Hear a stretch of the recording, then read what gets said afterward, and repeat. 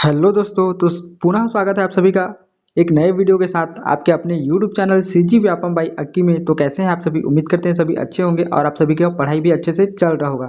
तो जैसे कि आप सभी थंबनेल पर देख पा रहे होंगे, FDLT 24 जो कि प्रयोगशाला सहायक तकनीशियन का एग्जाम 25 अगस्त तक को होना है, उससे संबंधित आज का हमारा तीसरा वीडियो है, ठीक है ना, जो कि महत्वपूर्ण MCQs पर आधारित है। ठीक है, इससे पहले हम 2 वीडियो कवर कर चुके हैं। यदि आप वहाँ वीडियो देखना चाहते हैं तो इस वीडियो के डिस्क्रिप्शन बॉक्स में उस वीडियो का लिंक डाल दिया जाएगा, वहाँ से आप देख पाएंगे। ठीक है, वीडियो में आगे बढ़ने से पहले आप सभी को बताना चाहूँगा, वीडियो अच्छा लगे तो प्लीज़ वीडियो को लाइक करिएगा, चैनल को सब्सक्राइब करिएगा और अधिक से अधिक अपने दोस्तों के साथ शेयर करिएगा, जिससे उनको भी हाँ वीडियो का लाभ मिल सके। ठीक है, तो चलिए बढ़ते हैं बिना देरी किए हुए आगे। तो आज का हमारा पहला प्रश्न है, पौधों में बहुकोशिकीयता का मुख्य लाभ क्या है? ऑप्शन पहला है अधिक ऊर्जा का उत्पादन, ऑप्शन दूसरा है विभिन्न प्रकार के कार्यों के लिए विशेषीकृत कोशिकाओं का निर्माण, ऑप्शन तीसरा है कोशिकाओं की संख्या में वृद्धि और ऑप्शन चौथा है तेज वृद्धि की दर। ठीक है, तो इसका सही आंसर हो जाएगा आपका ऑप्शन नंबर बी। कौन सा? तो विभिन्न प्रकार के कार्यों के लिए विशेषीकृत कोशिकाओं का निर्माण। ठीक है ना, पौधों में बहुकोशिकीयता का मुख्य लाभ है। ठीक है, चलिए अगला प्रश्न देखते हैं। अगला प्रश्न है हमारा, निम्नलिखित में से कौन सी कोशिकाएं पौधों की कोशिकाओं में विशेष रूप से लंबी होती है और कार्य करती है? ठीक है, प्रश्न क्या बोल रहा है, तो कौन सी कोशिकाएं, ठीक है, पौधों की कोशिकाओं में विशेष रूप से लंबी होती है और कार्य करती है? ठीक है, तो ऑप्शन पहला है जाइलम कोशिकाएं, ऑप्शन दूसरा है फ्लोएम कोशिकाएं, ऑप्शन तीसरा है एपिडर्मल कोशिकाएं और ऑप्शन चौथा है पारंगत कोशिकाएं। ठीक, तो इसका सही आंसर हो जाएगा आपका ऑप्शन नंबर पहला। कौन सा? तो जाइलम कोशिकाएं। ठीक है, चलिए अगले प्रश्न देखते हैं। अगला प्रश्न है हमारा, पौधों में जाइलम कोशिकाओं का मुख्य कार्य क्या होता है? किसका कार्य? तो जाइलम कोशिकाओं का मुख्य कार्य क्या होता है पौधे में? ठीक है, ऑप्शन पहला है पोषक तत्वों का परिवहन करना, ऑप्शन दूसरा है जल का परिवहन, ऑप्शन तीसरा है प्रकाश संश्लेषण और ऑप्शन चौथा है वृद्धि और विकास। ठीक है, तो इसका सही आंसर हो जाएगा आपका ऑप्शन नंबर बी। कौन सा? तो जल का परिवहन करना। ठीक है, पौधों में जाइलम कोशिकाओं का मुख्य कार्य जल का परिवहन करना है। ठीक है, चलिए अगला प्रश्न देखते हैं। अगला प्रश्न है हमारा, किस प्रकार की कोशिकाएं पौधे के शिकारियों से रक्षा करने में मदद करती है? ठीक है, प्रश्न क्या बोल रहा है, तो किस प्रकार की कोशिकाएं पौधों की शिकारियों से रक्षा करने में मदद करती है? ऑप्शन पहला है एपिडर्मल कोशिकाएं, ऑप्शन दूसरा है ट्राइकोम कोशिकाएं, ऑप्शन तीसरा है पारेन्कीमा कोशिकाएं और ऑप्शन चौथा है कॉलेकीमा कोशिकाएं। ठीक है, तो इसका सही आंसर हो जाएगा आपका ऑप्शन नंबर बी। कौन सा? तो ट्राइकोम कोशिकाएं। ठीक है, अगला प्रश्न है हमारा, फ्लोएम कोशिकाएं पौधों में किस प्रकार कार्य करती है? ठीक है, कौन सी कोशिकाएं? तो फ्लोएम कोशिकाएं, ठीक, पौधों में किस प्रकार कार्य करती है? तो चलिए देखते हैं। ऑप्शन पहला है जल और खनिजों का परिवहन, ऑप्शन दूसरा है भोजन और पोषक तत्वों का परिवहन, ऑप्शन तीसरा है कोशिका का विभाजन और ऑप्शन चौथा है प्रकाश संश्लेषण। ठीक है, तो इसका सही आंसर हो जाएगा आपका ऑप्शन नंबर बी। कौन सा? तो भोजन और पोषक तत्वों का परिवहन। ठीक है, फ्लोएम कोशिकाएं पौधों में भोजन और पोषक तत्वों का परिवहन वाला कार्य करता है। ठीक, चलिए अगला प्रश्न देखते हैं। अगला प्रश्न है हमारा, पौधों की वृद्धि और विकास में कौन सी कोशिकाएं प्रमुख भूमिका निभाती हैं? ठीक है, किसके विकास में? तो पौधे की वृद्धि और विकास में कौन सी कोशिकाएं प्रमुख भूमिका निभाती है? ऑप्शन पहला है वसा कोशिकाएं, ऑप्शन दूसरा है विभाजन कोशिकाएं, ऑप्शन तीसरा है प्रतिरक्षा कोशिकाएं और ऑप्शन चौथा है हार्मोनल कोशिकाएं। ठीक है, तो इसका सही आंसर हो जाएगा आपका ऑप्शन नंबर बी। कौन सा कोशिकाएं? तो विभाजन कोशिकाएं। ठीक है, विभाजन कोशिकाएं पौधों की वृद्धि और विकास में प्रमुख भूमिकाएं निभाती हैं। ठीक, चलिए अगला प्रश्न देखते हैं।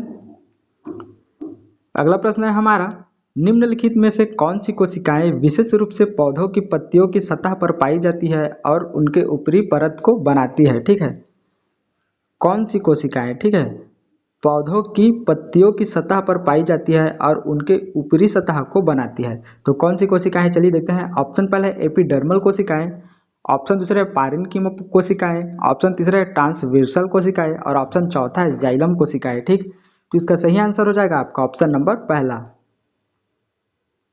कौन सा? तो एपिडर्मल कोशिकाएं। ठीक है, चलिए अगला प्रश्न देखते हैं। अगला प्रश्न है हमारा, कॉलिनकीमा कोशिकाएं पौधों के किस भाग में पाई जाती है और उनका मुख्य कार्य क्या होता है? ठीक है, कौन सा कोशिका है? तो कॉलिनकीमा कोशिकाएं पौधे के किस भाग में पाई जाती है और उनका मुख्य कार्य क्या होता है? तो चलिए देखते हैं। ऑप्शन पहला है पत्तियों में प्रकाश संश्लेषण में सहायक। ऑप्शन दूसरा है तने में समर्थन और लचीलापन प्रदान करना। ऑप्शन तीसरा है जड़ों में जल का संचयन करना। और ऑप्शन चौथा है फलियों में पोषक तत्वों का परिवहन। ठीक है, तो इसका सही आंसर हो जाएगा आपका ऑप्शन नंबर बी। कौन सा? तो तने में समर्थन और लचीलापन प्रदान करना। ठीक है, चलिए अगला प्रश्न देखते हैं। अगला प्रश्न है हमारा, कौन सा पुष्प क्रम प्रकार सबसे सामान्य है जिसमें एक केंद्रीय स्टेप पर कई छोटे पुष्प होते हैं? ठीक है, क्या? तो कौन सा पुष्प क्रम सब का प्रकार सबसे सामान्य है जिसमें एक केंद्रीय स्टेम पर कई छोटे पुष्प होते हैं? ठीक है, ऑप्शन पहला है छत्र पुष्प क्रम। ऑप्शन दूसरा है स्पाइक पुष्प क्रम। ऑप्शन तीसरा है साइड पुष्प क्रम। और ऑप्शन चौथा है सीमंस पुष्प क्रम। तो इसका सही आंसर हो जाएगा आपका ऑप्शन नंबर बी। कौन सा? तो स्पाइक पुष्प क्रम। ठीक है, चलिए अगला प्रश्न देखते हैं। अगला प्रश्न है हमारा, छत्र पुष्प क्रम में फूल कैसे व्यवस्थित होते हैं? ठीक है, किसमें? तो छत्र पुष्प क्रम में फूल कैसे व्यवस्थित होते हैं, चलिए देखते हैं। ऑप्शन पहला है एक केंद्रीय धुरी पर समान ऊंचाई पर, एक शाखा पर असमान ऊंचाई पर। ऑप्शन तीसरा है सर्पिल व्यवस्था में। और ऑप्शन चौथा है परिपत्र व्यवस्था में। तो इसका सही आंसर हो जाएगा आपका ऑप्शन नंबर पहला। कौन सा? तो एक केंद्रीय धुरी पर समान ऊंचाई पर। ठीक है, चलिए अगला प्रश्न देखते हैं। अगला प्रश्न है हमारा, निम्नलिखित में से कौन सा पुष्प क्रम विशिष्ट रूप से एक शाखा पर विकसित होता है और एक केंद्रीय धुरी से निकलता है? ठीक है, ऑप्शन पहला है सीमंस पुष्प क्रम। ऑप्शन दूसरा है बृहत पुष्प क्रम। ऑप्शन तीसरा है छत्र पुष्प क्रम। और ऑप्शन चौथा है स्पाइक पुष्प क्रम। ठीक है, तो इसका सही आंसर हो जाएगा आपका ऑप्शन नंबर सी। कौन सा? तो छत्र पुष्प क्रम। ठीक है, चलिए अगला प्रश्न देखते हैं। अगला प्रश्न है हमारा, सीमंस पुष्प क्रम में किस प्रकार के पुष्प क्रम होते हैं? ठीक है, किसमें? तो सीमंस पुष्प क्रम में किस प्रकार के पुष्प क्रम होते हैं? ऑप्शन पहले है पुष्प एक धुरी पर निचले हिस्से से ऊपर की ओर विकसित होते हैं। ऑप्शन दूसरा है पुष्प एक लंबी स्टेम पर समान ऊंचाई पर होते हैं। ऑप्शन तीसरा है पुष्प एक शाखा पर बिना किसी विशेष क्रम के व्यवस्थित होते हैं। और ऑप्शन चौथा है पुष्प एक केंद्रीय धुरी पर एक ही ऊंचाई पर होते हैं। तो इसका सही आंसर हो जाएगा आपका ऑप्शन नंबर पहला। चलिए अगला प्रश्न देखते हैं। अगला प्रश्न है हमारा, निम्नलिखित में से कौन सा पुष्प क्रम प्रकार आमतौर पर ग्रास या घास में पाया जाता है? ठीक है ना, तो निम्नलिखित में से कौन सा पुष्प क्रम का प्रकार जो कि आमतौर पर ग्रास या घास पर पाया जाता है? तो ऑप्शन पहला है छत्र पुष्प क्रम। ऑप्शन दूसरा है स्पाइक पुष्प क्रम। ऑप्शन तीसरा है कैरिम्बस पुष्प क्रम। और ऑप्शन चौथा है सर्पिल पुष्प क्रम। तो इसका सही आंसर हो जाएगा आपका ऑप्शन नंबर बी। क्या? तो स्पाइक पुष्प क्रम अक्सर या आमतौर पर घास में पाया जाता है। ठीक है, चलिए अगला प्रश्न देखते हैं। अगला प्रश्न है हमारा, बैंथम हुककर वर्गीकरण के अनुसार निम्नलिखित में से किस कुल की विशेषता है कि इसके पौधे में फूल 4 कोसिफेरम पंखुड़ी और 4 चौकोर की संरचना होते हैं? ठीक है, प्रश्न क्या बोल रहा है? तो बैंथम हुककर वर्गीकरण के अनुसार निम्नलिखित में से किस कुल की विशेषता है कि इसके पौधे में फूल 4 क्रिसिफोरस और पंखुड़ी की ओर 4 चौकोर की संरचना होती है? ठीक है, ऑप्शन पहला है पैपिलियोनेसी। ऑप्शन दूसरा है क्रूसीफेरी। ऑप्शन तीसरा है सेलोनेसी। और ऑप्शन चौथा है मालवेसी। ठीक है, तो इसका सही आंसर हो जाएगा आपका ऑप्शन नंबर बी। कौन सा? तो क्रूसीफेरी। ठीक है, चलिए अगला प्रश्न देखते हैं। अगला प्रश्न है हमारा, लिलिएसी कुल की विशेषता क्या है? ठीक है, किसका विशेषता? तो लिलिएसी कुल की विशेषता क्या है? ठीक है, तो चलिए देखते हैं। ऑप्शन पहला है इसमें फूल छत्राकार संरचना में होते हैं। ऑप्शन दूसरा है इसमें फूल को 2 पंखुड़ियों की व्यवस्था में व्यवस्थित होते हैं। ऑप्शन तीसरा है इसमें फूल की संरचना में 6 पंखुड़ियां और 6 स्टैमेंस होते हैं। ऑप्शन चौथा है इसमें फूल को 4 पंखुड़ियों की व्यवस्था में व्यवस्थित होते हैं। ठीक है, तो इसका सही आंसर हो जाएगा आपका ऑप्शन नंबर सी। कौन सा? तो इसमें फूल की संरचना में 6 पंखुड़ियां और 6 स्टेमन्स होते हैं। किसमें? तो लिलिएसी कुल की विशेषता है ये। ठीक है, चलिए अगला प्रश्न देखते हैं। अगला प्रश्न है हमारा मालवेसी कुल की विशेषता क्या है? ठीक है ना, किसकी विशेषता? तो मालवेसी कुल की विशेषता। तो चलिए देखते हैं। ऑप्शन पहला है इसमें बड़े और रंगीन फूल होते हैं जो एक सर्पिल क्रम में व्यवस्थित होते हैं। ऑप्शन दूसरा है इसमें फूल के 5 पंखुड़ियां और छोटे बीज होते हैं। ऑप्शन तीसरा है इसमें फूल 5 पंखुड़ियों वाले और बूटियां के पौधे होते हैं। ऑप्शन चौथा है इसमें फूल के 4 पंखुड़ियां और क्रूसीफेरस की संरचना होती है। ठीक है, तो इसका सही आंसर हो जाएगा आपका ऑप्शन नंबर ए। कौन सा? तो इसमें बड़े और रंगीन फूल होते हैं जो एक सर्पिल क्रम में व्यवस्थित होते हैं। ठीक है, किसमें? तो मालवेसी फूलों की ये विशेषता है। ठीक है, चलिए अगला प्रश्न देखते हैं। अगला प्रश्न है हमारा बैंथम हुककर वर्गीकरण के अनुसार। ठीक है, किसके अनुसार? तो बैंथम हुककर वर्गीकरण के अनुसार निम्नलिखित में से किस कुल के पौधे की विशेषता होती है कि इसके फूल एक विशेष प्रकार के पंखुड़ी और स्त्रिक होते हैं जो खाद्य उत्पादों में आम होते हैं। ठीक है, तो ऑप्शन पहला है पेपिलिनोसी, ऑप्शन दूसरा है कंपोजिटी, ऑप्शन तीसरा है लिलिएसी और ऑप्शन चौथा है सोलेनेसी। ठीक है, इसका सही आंसर हो जाएगा आपका ऑप्शन नंबर पहला। कौन सा? तो पेपिलियोनेसी। ठीक है, चलिए अगला प्रश्न देखते हैं। अगला प्रश्न है हमारा किस कुल के पौधों की विशेषता है कि इनके फूल की संरचना में 5 पंखुड़ियां और एक केंद्रीय स्त्रिक होते हैं और इनमें शामिल होते हैं हिबिस्क और मालवा जैसे पौधे। ठीक है ना, प्रश्न क्या बोल रहा है? तो किस कुल के पौधे की विशेषता है कि इनके फूल की संरचना में 5 पंखुड़ियां, ठीक है ना, कितने? तो 5 पंखुड़ियां और एक केंद्रीय स्त्रिक होते हैं और इनमें शामिल होते हैं हिबिस्क और मालवा जैसे पौधे। तो ऑप्शन पहला है लिलिएसी, ऑप्शन दूसरा है मालवेसी, ऑप्शन तीसरा है क्रूसीफेरी और ऑप्शन चौथा है सोलेनेसी। ठीक है, तो इसका सही आंसर हो जाएगा आपका ऑप्शन नंबर बी। कौन सा? तो मालवेसी। ठीक है, चलिए अगला प्रश्न देखते हैं।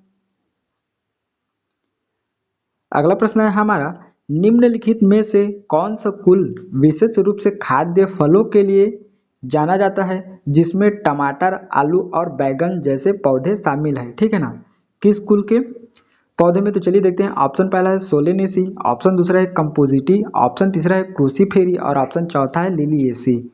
तो इसका सही आंसर हो जाएगा आपका ऑप्शन नंबर पहला। ठीक है, इंपॉर्टेंट प्रश्न है। तो प्रश्न क्या बोल रहे हैं एक बार फिर से देख लेते हैं। निम्नलिखित में से कौन सा कुल, ठीक है ना, कौन सा कुल विशेष रूप से खाद्य फलों के लिए जाना जाता है जिसमें टमाटर, आलू और बैंगन जैसे पौधे शामिल है? ठीक है, तो इसका सही आंसर क्या होगा? सोलेनेसी। ठीक, चलिए अगला प्रश्न देखते हैं। अगला प्रश्न है हमारा मालवेसी कुल की वनस्पतियों की कौन सी विशेषता होती है? ठीक है ना, मालवेसी कुल की वनस्पतियों की विशेषता बताना है आपको। तो चलिए देखते हैं। ऑप्शन पहला है फूल के पंखुड़ियां आमतौर पर बड़े और घने होते हैं। ऑप्शन दूसरा है फूल में 8 पंखुड़ियां और 8 स्त्रिक होते हैं। ऑप्शन तीसरा है फूल एक केंद्रीय धुरी पर कई छोटे पुष्पों के समूह में होते हैं और ऑप्शन चौथा है फूल की संरचना में 4 पंखुड़ियां और 4 स्त्रिक होते हैं। तो इसका सही आंसर हो जाएगा आपका ऑप्शन नंबर पहला। कौन सा? तो फूल की पंखुड़ियां आमतौर पर बड़े और घने होते हैं। ठीक है ना, मालवेसी कुल की वनस्पतियों की ये विशेषता है। ठीक है, चलिए अगला प्रश्न देखते हैं। अगला प्रश्न है हमारा जड़ के द्वितीयक वृद्धि के दौरान कौन सी कोशिकाएं नई परतें बनाती है? ठीक है ना, किसके दौरान? तो जड़ की द्वितीयक वृद्धि के दौरान कौन सी कोशिकाएं नई परतें बनाती हैं? तो चलिए देखते हैं। ऑप्शन पहला है एपिडर्मल कोशिकाएं, ऑप्शन दूसरा है पारेन्कीमा कोशिकाएं, ऑप्शन तीसरा है वास्कुलर कैम्बियम कोशिकाएं और ऑप्शन चौथा है कॉलेन्कीमा कोशिकाएं। ठीक है, तो इसका सही आंसर हो जाएगा आपका ऑप्शन नंबर सी। कौन सा? तो वास्कुलर कैबियम कोशिकाएं। ठीक है, चलिए अगला प्रश्न देखते हैं। अगला प्रश्न है हमारा पत्तियों की संरचना में कौन सी परत, ठीक है ना, किसकी संरचना में? तो पत्तियों की संरचना में, ठीक है, कौन सी परत प्रकाश संश्लेषण के लिए मुख्य रूप से जिम्मेदार होती है? ऑप्शन पहला है एपिडर्मल परत, ऑप्शन दूसरा है पारेन्कीमा परत, ऑप्शन तीसरा है कलेक्टिव परत और ऑप्शन चौथा है वास्कुलर परत। ठीक है, तो इसका सही आंसर हो जाएगा आपका ऑप्शन नंबर बी। कौन सा? तो पारेन्कीमा परत। ठीक है, चलिए अगला प्रश्न देखते हैं। अगला प्रश्न है हमारा, द्वितीयक वृद्धि के दौरान तने में किस संरचना का विकास होता है जो उसे चौड़ा और मजबूत बनाता है? ठीक है, प्रश्न क्या बोल रहा है? तो द्वितीयक वृद्धि के दौरान तने में किस प्रकार का संरचना और विकास होता है जो उसे चौड़ा और मजबूत बनाता है? तो ऑप्शन पहला है प्राथमिक वास्कुलर प्रणाली, ऑप्शन दूसरा है वास्कुलर कैबियम, ऑप्शन तीसरा है एपिडर्मल परत और ऑप्शन चौथा है कोरक। ठीक है, तो इसका सही आंसर हो जाएगा आपका ऑप्शन नंबर बी। कौन सा? तो वास्कुलर कैबियम। ठीक है, चलिए अगला प्रश्न देखते हैं। अगला प्रश्न है हमारा, पत्तियों में संवेदी कक्ष का मुख्य कार्य क्या होता है? ठीक है ना, किसमें? तो पत्तियों में संवेदी कक्ष का मुख्य कार्य क्या होता है? तो चलिए देखते हैं। ऑप्शन पहला है जल का परिवहन करना, ऑप्शन दूसरा है गैस विनिमय, ऑप्शन तीसरा है पोषक तत्वों का परिवहन और ऑप्शन चौथा है प्रकाश संश्लेषण। ठीक है, तो इसका सही आंसर हो जाएगा आपका ऑप्शन नंबर बी। कौन सा? तो गैस विनिमय। ठीक, चलिए अगला प्रश्न देखते हैं। अगला प्रश्न है हमारा, पत्तियों में वीनस के द्वारा किए गए कार्य का मुख्य उद्देश्य क्या है? ठीक है, प्रश्न क्या बोल रहा है? तो पत्तियों में वीनस के द्वारा किए गए कार्य का मुख्य उद्देश्य क्या होता है? तो चलिए देखते हैं। ऑप्शन पहला है प्रकाश संश्लेषण, ऑप्शन दूसरा है जल और पोषक तत्वों का परिवहन, ऑप्शन तीसरा है गैस का विनिमय और ऑप्शन चौथा है समर्थन और स्थिर प्रदान करना। ठीक है, तो इसका सही आंसर हो जाएगा आपका ऑप्शन नंबर बी। कौन सा? तो जल और पोषक तत्वों का परिवहन करना। ठीक, चलिए अगला प्रश्न देखते हैं। अगला प्रश्न है हमारा, जड़ों की द्वितीयक वृद्धि में कौन सी परत जड़ों को चौड़ा करने और अधिक स्थिरता प्रदान करने का कार्य करती है? ठीक है ना, ऑप्शन पहला है वास्कुलर कैबियम, ऑप्शन दूसरा है एपिडर्मल परत, ऑप्शन तीसरा है पारेन्कीमा परत और ऑप्शन चौथा है फेलोजेन। ठीक है, तो इसका सही आंसर हो जाएगा आपका ऑप्शन नंबर डी। कौन सा? तो फेलोजेन। ठीक है, चलिए अगला प्रश्न देखते हैं। अगला प्रश्न है हमारा, पत्तियों में प्रकाश संश्लेषण के लिए मुख्य रूप से जिम्मेदार कोशिकाओं को क्या कहते हैं? ठीक है, किसमें? तो पत्तियों में प्रकाश संश्लेषण के लिए मुख्य रूप से जिम्मेदार कोशिकाओं के क्या कहते हैं? ऑप्शन पहला है पारेन्कीमा कोशिकाएं, ऑप्शन दूसरा है ट्रांसवर्टिकल कोशिकाएं, ऑप्शन तीसरा है एंटेरान कोशिकाएं और ऑप्शन चौथा है क्यूटिकल कोशिकाएं। ठीक है, तो इसका सही आंसर हो जाएगा आपका ऑप्शन नंबर पहला। कौन सा? तो पारेन्कीमा कोशिकाएं। ठीक है, चलिए अगला प्रश्न देखते हैं।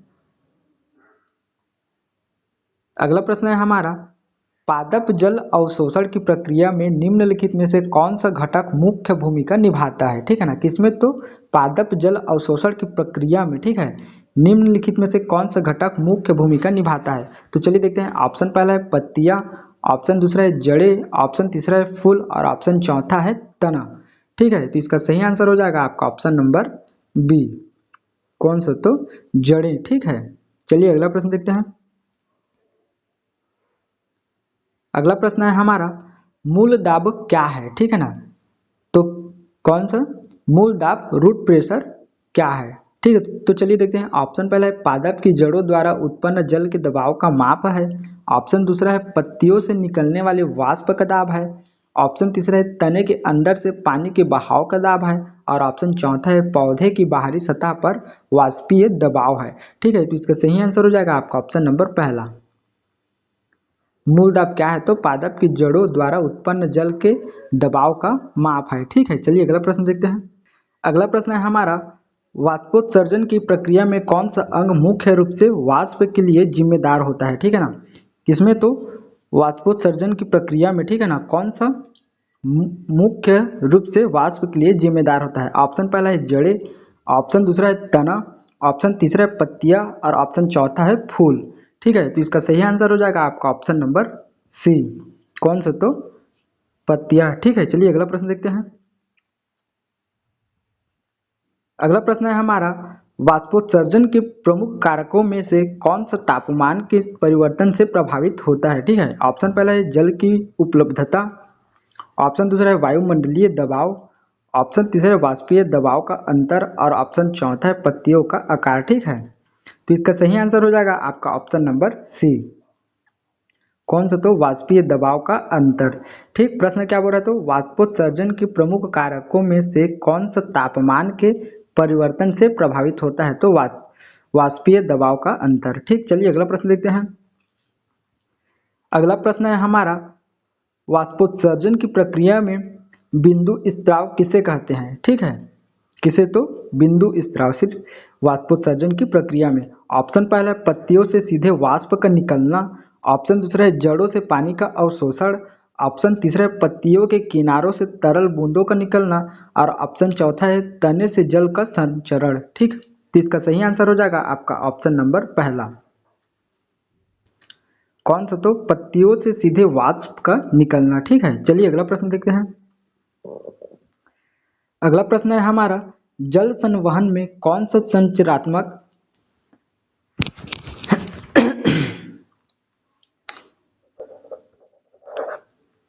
अगला प्रश्न है हमारा, जल संवहन में कौन सा संरचनात्मक भाग मुख्य रूप से जिम्मेदार होता है? ठीक है ना, किसमें? तो जल संवहन में। ठीक है ना, कौन सा संरचनात्मक मुख्य रूप से जिम्मेदार होता है? ठीक, कौन सा भाग? ऑप्शन पहला है पारेन्कीमा, ऑप्शन दूसरा है जाइलम, ऑप्शन तीसरा है फ्लोएम, और ऑप्शन चौथा है एपिडर्मिस।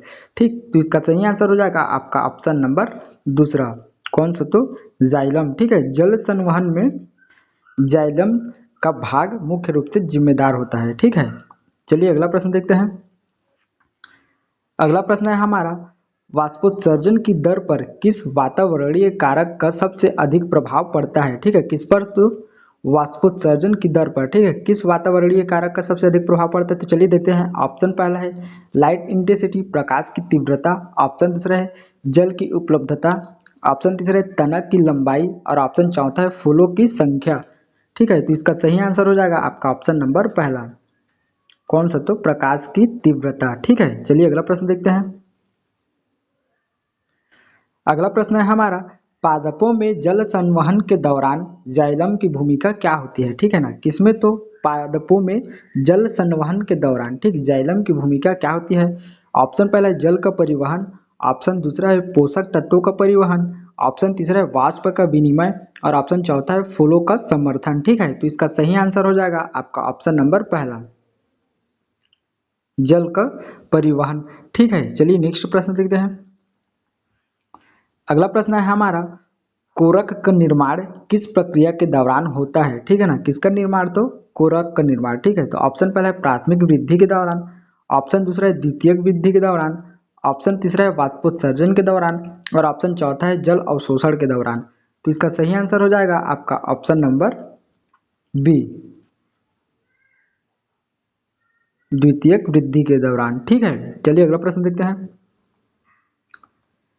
अगला प्रश्न है हमारा, पत्तियों के वाष्पोत्सर्जन में वायुमंडलीय आर्द्रता का क्या प्रभाव होता है? ठीक है ना, किसके दौरान? तो पत्तियों के वाष्पोत्सर्जन में वायुमंडलीय आर्द्रता का प्रभाव क्या होता है? ऑप्शन पहला है उच्च आर्द्रता वाष्पोत्सर्जन की दर को बढ़ाती है, ऑप्शन दूसरा है उच्च आर्द्रता वाष्पोत्सर्जन की दर को घटाती है, ऑप्शन तीसरा है आर्द्रता का कोई प्रभाव नहीं पड़ता, और ऑप्शन चौथा है आर्द्रता वाष्पोत्सर्जन की दर को स्थिर करती है। तो इसका सही आंसर हो जाएगा आपका ऑप्शन नंबर बी। कौन सा? तो उच्च आर्द्रता वाष्पोत्सर्जन की दर को घटाती है। ठीक है, चलिए अगला प्रश्न देखते हैं। अगला प्रश्न है हमारा, वाष्पोत्सर्जन में एपिडर्मिस का क्या कार्य होता है? ठीक है ना, किसमें? तो वाष्पोत्सर्जन में एपिडर्मिस का क्या कार्य होता है? ऑप्शन पहला है वाष्प के निकलने को नियंत्रित करता है, ऑप्शन दूसरा है जल की अवशोषण की प्रक्रिया को बढ़ावा देता है, ऑप्शन तीसरा है पौधों के लिए स्थिरता प्रदान करता है, और ऑप्शन चौथा है जल और पोषक तत्वों का परिवहन करता है। ठीक है, तो इसका सही आंसर हो जाएगा आपका ऑप्शन नंबर पहला। कौन सा? तो वाष्प के निकलने को नियंत्रित करता है। कौन सा? तो एपिडर्मिस। ठीक है, चलिए अगला प्रश्न देखते हैं। अगला प्रश्न है हमारा, पौधों के लिए आवश्यक निम्नलिखित में से कौन सा खनिज तत्व प्राथमिक पोषक तत्वों में शामिल नहीं होता? ठीक है ना, किसमें? तो पौधों के लिए आवश्यक निम्नलिखित में से कौन सा खनिज तत्व प्राथमिक पोषक तत्वों में शामिल नहीं होता? ऑप्शन पहला है नाइट्रोजन, ऑप्शन दूसरा है फास्फोरस, ऑप्शन तीसरा है पोटेशियम, और ऑप्शन चौथा है जस्ता। ठीक है, तो इसका सही आंसर हो जाएगा आपका ऑप्शन नंबर डी, कौन सा? तो जस्ता। ठीक है, चलिए अगला प्रश्न देखते हैं। अगला प्रश्न है हमारा, आयरन की कमी से पौधों में क्या प्रभाव हो सकता है? ठीक है, किसकी कमी से? तो आयरन की कमी से पौधों में क्या प्रभाव हो सकता है, चलिए देखते हैं। ऑप्शन पहला है पत्तियों का हरापन कम होना और पीले धब्बे बनना। ऑप्शन दूसरा है जड़ों का फैलाव अधिक होना। ऑप्शन तीसरा है तनों का विकास सामान्य होना। और ऑप्शन चौथा है फूलों का बढ़ना। ठीक है, तो इसका सही आंसर हो जाएगा आपका ऑप्शन नंबर पहला। कौन सा? तो पत्तियों का हरापन कम होना और पीले धब्बे बनना। ठीक है, किसकी कमी से? तो आयरन की कमी से। किसमें? तो पौधों में। ठीक है, चलिए नेक्स्ट प्रश्न देखते हैं। अगला प्रश्न है हमारा, पौधों के लिए प्रमुख पोषक तत्व कौन से हैं? ठीक है, किसके लिए? तो पौधों के लिए प्रमुख पोषक तत्व कौन से हैं? ऑप्शन पहला है कार्बन, हाइड्रोजन, ऑक्सीजन। ऑप्शन दूसरा है नाइट्रोजन, फास्फोरस, पोटेशियम। ऑप्शन तीसरा है कैल्शियम, मैग्नीशियम, सल्फर। और ऑप्शन चौथा है उपरोक्त सभी। ठीक है, तो इसका सही आंसर हो जाएगा आपका ऑप्शन नंबर डी। कौन सा? उपरोक्त सभी। ठीक है ना, पौधों के लिए प्रमुख पोषक तत्व ये सभी हैं। ठीक है, चलिए नेक्स्ट प्रश्न देखते हैं। अगला प्रश्न है हमारा, नाइट्रोजन पौधों के लिए किस कार्य को संपादित करता है? ठीक है ना, कौन सा? तो नाइट्रोजन पौधों के लिए, ठीक है ना, किस कार्य को संपादित करता है, चलिए देखते हैं। ऑप्शन पहला है रंगीन पिगमेंट का निर्माण। ऑप्शन दूसरा है श्वसन की प्रक्रिया। ऑप्शन तीसरा है प्रोटीन और एमिनो एसिड का निर्माण। और ऑप्शन चौथा है जल संतुलन बनाए रखना। ठीक है, तो इसका सही आंसर हो जाएगा आपका ऑप्शन नंबर सी। कौन सा? तो प्रोटीन और एमिनो एसिड का निर्माण। ठीक है, चलिए अगला प्रश्न देखते हैं। अगला प्रश्न है हमारा, निम्न में से कौन सा लक्षण कैल्शियम की कमी को दर्शाता है? ठीक है ना, कौन सा लक्षण कैल्शियम की कमी को दर्शाता है, तो चलिए देखते हैं। पत्तियों का पीला होना। ऑप्शन दूसरा है पत्तियों का विकृत होना और नई पत्तियों की वृद्धि में कमी। ऑप्शन तीसरा है पौधों की वृद्धि में कमी। और ऑप्शन चौथा है पत्तियों के किनारे भूरे होना। ठीक है, तो इसका सही आंसर हो जाएगा आपका ऑप्शन नंबर बी।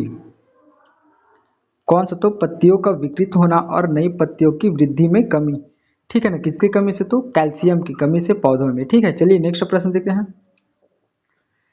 अगला प्रश्न है हमारा, खनिज पोषक तत्वों की कमी से निम्न में से कौन सा लक्षण होता है? ठीक है ना, किसका? तो पौधों में खनिज पोषक तत्वों की कमी से कौन सा लक्षण दिखाई देती है, तो चलिए देखते हैं। ऑप्शन पहला है कुलीन पत्तियां और तनों कमजोर। ऑप्शन दूसरा तने का सूखना और पत्तियों का झड़ना। ऑप्शन तीसरा है पत्तियों का हरा रहना। और ऑप्शन चौथा है फूलों की वृद्धि में वृद्धि। ठीक है, तो इसका सही आंसर हो जाएगा आपका ऑप्शन नंबर बी।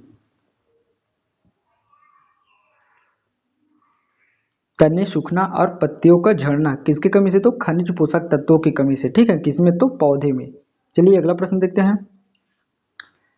अगला प्रश्न है हमारा, खनिज तत्वों के सक्रिय अवशोषण की प्रक्रिया में किस प्रकार की ऊर्जा की आवश्यकता होती है? ठीक है, किसमें? तो खनिज तत्वों के सक्रिय अवशोषण की प्रक्रिया में किस प्रकार की ऊर्जा की आवश्यकता होती है?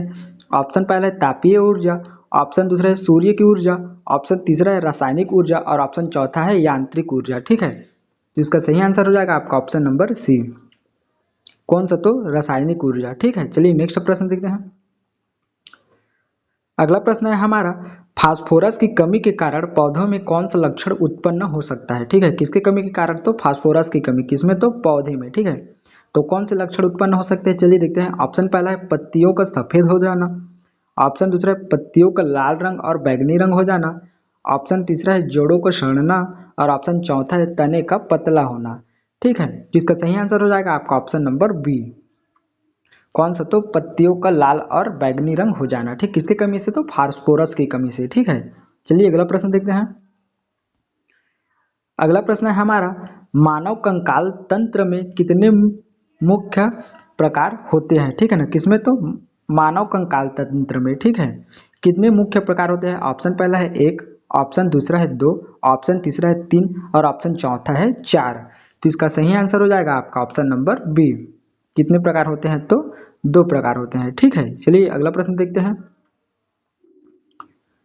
अगला प्रश्न है हमारा, आंतरिक कंकाल का मुख्य कार्य क्या होता है? किसका? तो आंतरिक कंकाल का मुख्य कार्य क्या होता है, चलिए देखते हैं। ऑप्शन पहला है शरीर को समर्थन और संरचना प्रदान करना। ऑप्शन दूसरा है शरीर की सभी अंगों को ढकना। ऑप्शन तीसरा है शरीर की गति में सहायता करना और ऑप्शन चौथा है शरीर में ऊर्जा का संचय करना। ठीक है, तो इसका सही आंसर हो जाएगा आपका ऑप्शन नंबर पहला। कौन सा? तो शरीर को समर्थन और संरचना प्रदान करना। ठीक है, आंतरिक कंकाल का यह मुख्य कार्य है। ठीक है, चलिए अगला प्रश्न देखते हैं। अगला प्रश्न है हमारा, बाह्य कंकाल का उदाहरण क्या है? ठीक है, तो निम्न में से कौन सा बाह्य कंकाल का उदाहरण है? आप सभी को कमेंट करके बताना है। ऑप्शन मैं बढ़ देता हूं आप सभी को। ऑप्शन पहला है मानव कंकाल, ऑप्शन दूसरा है कीटों का कंकाल, ऑप्शन तीसरा है मछलियों का कंकाल और ऑप्शन चौथा है पक्षियों का कंकाल। ठीक है, तो इनमें से कौन सा कंकाल बाह्य कंकाल है? आप सभी को कमेंट करके बताना है। ठीक है, चलिए नेक्स्ट प्रश्न देखते हैं। अगला प्रश्न है हमारा, अनुबंधीय कंकाल क्या है? ठीक है ना, कौन सा? तो अनुबंधीय कंकाल कौन सा है? ऑप्शन पहला है हड्डियों का समूह, ऑप्शन दूसरा है शरीर के जोड़ों की संरचना, ऑप्शन तीसरा है बाहरी कंकाल की संरचना और ऑप्शन चौथा है कशेरुकाएं और पसलियों का संयोजन। ठीक है, तो इसका सही आंसर हो जाएगा आपका ऑप्शन नंबर बी। कौन सा? तो शरीर के जोड़ों की संरचना। ठीक है, इसे अनुबंधीय कंकाल कहते हैं। ठीक है, चलिए अगला प्रश्न देखते हैं। अगला प्रश्न है हमारा, आंतरिक कंकाल की मुख्य विशेषता क्या है? किसका? तो आंतरिक कंकाल की मुख्य विशेषता क्या है? चलिए देखते हैं। ऑप्शन पहला है इसे बाहरी बलों से रक्षा मिलती है, ऑप्शन दूसरा है यहाँ शरीर के भीतर स्थित होता है और समर्थन प्रदान करता है, ऑप्शन तीसरा यहाँ शरीर की बाहरी परत को संरक्षित करता है और ऑप्शन चौथा यहाँ शरीर की गति को नियंत्रित करता है। ठीक है, कौन सा? तो चलिए देखते हैं इसका सही आंसर क्या हो जाएगा। तो इसका सही आंसर है आपका ऑप्शन नंबर बी। कौन सा? तो यह शरीर के भीतर स्थित होता है और समर्थन प्रदान करता है। ठीक है, किसका यहाँ विशेषता है? तो आंतरिक कंकाल का। ठीक है, चलिए नेक्स्ट प्रश्न देखते हैं। अगला प्रश्न है हमारा, मानव कंकाल का कौन सा भाग कपाल में शामिल होता है? किसमें? तो कपाल में। ठीक है, मानव कंकाल का कौन सा भाग कपाल में शामिल होता है? ऑप्शन पहला है पसलियां, ऑप्शन दूसरा है कशेरुकाएं, ऑप्शन तीसरा है खोपड़ी और ऑप्शन चौथा है हड्डियां। ठीक है, तो इसका सही आंसर हो जाएगा आपका ऑप्शन नंबर सी। कौन सा? तो खोपड़ी। ठीक है ना, मानव कंकाल का खोपड़ी वह भाग है जो कपाल में शामिल होता है। ठीक, चलिए अगला प्रश्न देखते हैं। अगला प्रश्न है हमारा, संयुक्त जोड़ कंकाल किस प्रकार का कंकाल है? ठीक है, कौन सा? तो संयुक्त जोड़ कंकाल। ठीक, किस प्रकार का कंकाल है? चलिए देखते हैं। ऑप्शन पहला है बाहरी कंकाल, ऑप्शन दूसरा है अनुबंधीय कंकाल, ऑप्शन तीसरा है आंतरिक कंकाल और ऑप्शन चौथा है अक्षीय कंकाल। ठीक, तो इसका सही आंसर हो जाएगा आपका ऑप्शन नंबर बी। कौन सा? तो अनुबंधीय कंकाल। ठीक है, चलिए अगला प्रश्न देखते हैं। अगला प्रश्न है हमारा, आंतरिक कंकाल का सपोर्ट सिस्टम किस प्रकार के हड्डियों के द्वारा बनाया जाता है? किसका सपोर्ट सिस्टम? तो आंतरिक कंकाल का सपोर्ट सिस्टम किस प्रकार के हड्डियों द्वारा बनाया जाता है? ऑप्शन पहला है छोटी हड्डियां, ऑप्शन दूसरा है लंबी हड्डियां, ऑप्शन तीसरा है सपाट हड्डियां और ऑप्शन चौथा है असामान्य हड्डियां। ठीक है, तो इसका सही आंसर हो जाएगा आपका ऑप्शन नंबर बी, लंबी हड्डियां। ठीक है, आंतरिक कंकाल का सपोर्ट सिस्टम लंबी हड्डियों के सपोर्ट से बनाया जाता है। ठीक है, चलिए अगला प्रश्न देखते हैं। आज का हमारा अंतिम प्रश्न है ये। ठीक है, तो चलिए देखते हैं। कशेरुकायों में कौन सी संरचनाएं लचीलेपन को सुनिश्चित करती है? ठीक है, किसमें? तो कशेरुकायों में। ठीक है, कौन सी संरचनाएं लचीलेपन को सुनिश्चित करती है? ऑप्शन पहला है हड्डियों के जोड़, ऑप्शन दूसरा है मेखलाएं, ऑप्शन तीसरा है संयुक्त द्रव और ऑप्शन चौथा है हड्डियों का बाहरी आवरण। ठीक है, तो इसका सही आंसर हो जाएगा आपका ऑप्शन नंबर बी। कौन सा? तो मेखलाएं। ठीक है, कशेरुकायों में मेखलाएं संरचनाएं लचीलेपन को सुनिश्चित करती हैं। ठीक है, तो ये था आज का हमारा अंतिम प्रश्न। ठीक है, वीडियो कैसा लगा आप सभी को कमेंट करके बताना है। वीडियो अच्छा लगा तो प्लीज़ लाइक करिएगा और अधिक से अधिक अपने दोस्तों के साथ शेयर करिएगा जिससे इस वीडियो को लाभ हो सके। ठीक है, कल 25 अगस्त को पूरे दिन प्रयोगशाला तकनीयन से संबंधित जो 25 तारीख को एग्जाम होगा उससे संबंधित हमारे टेलीग्राम चैनल पर एमसीक्यूज वीडियो कराया जाएगा। ठीक है, और जो एमसीक्यूज कराया जा चुका है उसका रिवीजन होगा, तो आप हमारे टेलीग्राम चैनल से यहाँ जुड़ सकते हैं। ठीक है ना, तो चलिए मिलते हैं नेक्स्ट वीडियो में, तब तक के लिए धन्यवाद।